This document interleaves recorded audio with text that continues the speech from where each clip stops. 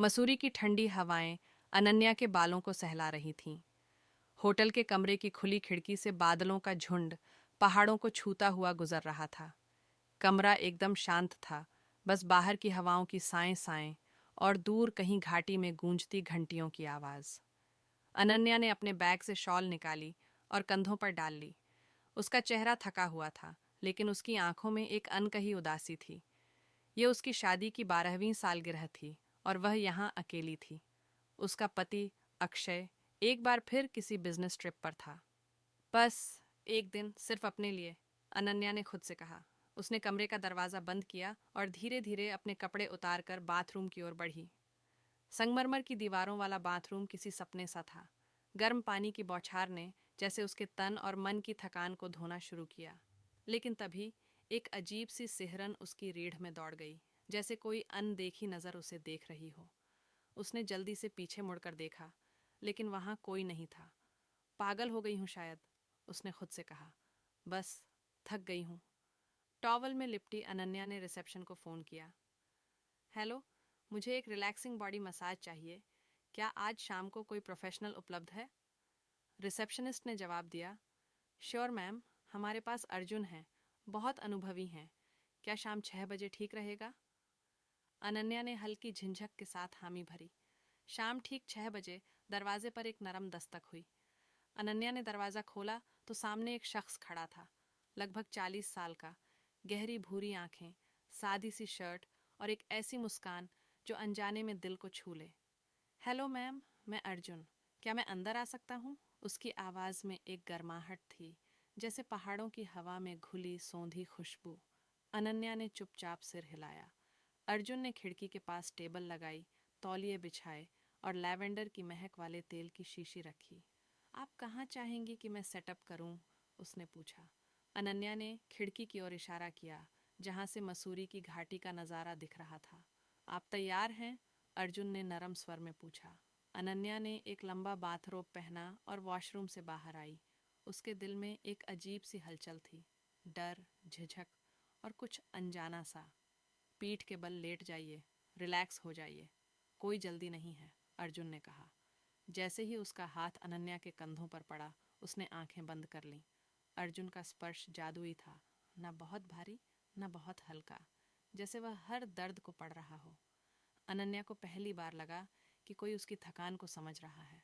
कमरे में अब सिर्फ लैवेंडर की महक और बाहर की हवाओं की साएं साएं थीं।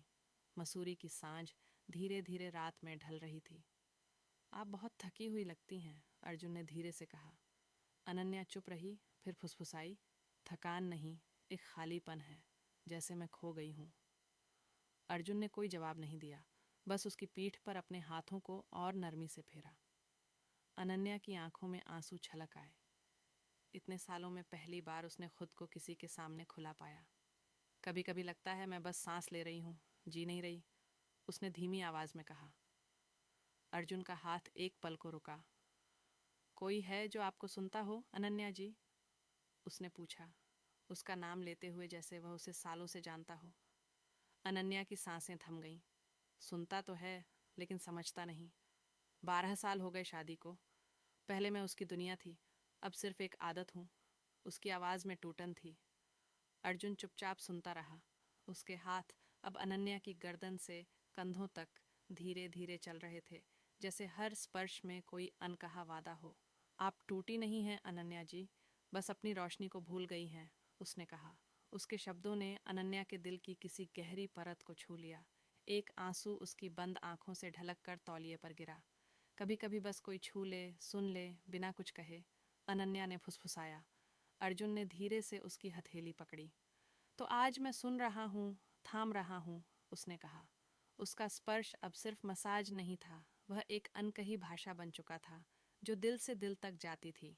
अनन्या की सांसें अब हल्की थीं, जैसे कोई बोझ उतर रहा हो। तुम शादीशुदा हो अर्जुन? उसने पूछा। अर्जुन मुस्कुराया। नहीं, एक रिश्ता था, बहुत गहरा, लेकिन वह अधूरा रह गया। क्यों? अनन्या की आंखों में जिज्ञासा थी। क्योंकि प्यार अगर एकतरफा हो तो वह ताली की तरह नहीं बजता, बस गूंजता है। उसकी बात ने अनन्या के दिल को गहरे तक छू लिया। कभी सोचा है? अर्जुन ने पूछा। जो लोग दूसरों को ठीक करते हैं उन्हें कौन ठीक करता है? अनन्या ने पहली बार उसकी आंखों में देखा। उसकी गहरी भूरी आंखों में एक कहानी थी, शायद उसकी अपनी। उनके बीच अब कोई दूरी नहीं थी, सिर्फ दो दिलों की नज़दीकी थी। आगे बढ़ें? अर्जुन ने नरम स्वर में पूछा। या चाहें तो मैं कल फिर आ सकता हूँ, आपको खुद से दोबारा मिलाने। अनन्या ने हल्के से सिर हिलाया। उसकी आंखों में पहली बार एक चमक थी, जैसे कोई खोया हुआ सपना जाग रहा हो। अगले दिन मसूरी की धूप पहाड़ों पर बिखर रही थी। अनन्या होटल की बालकनी में बैठी थी, हाथ में कॉफ़ी का मग। उसका मन आज हल्का था, जैसे बादलों ने उसका बोझ अपने साथ उड़ा लिया हो। अक्षय का फ़ोन आया था। वह देर रात लौटने वाला था, लेकिन आज उस खामोशी में चुभन नहीं थी। फ़ोन पर एक मैसेज आया। अगर ठीक लगे तो शाम 5 बजे आ सकता हूँ। अर्जुन। अनन्या ने बिना सोचे लिखा।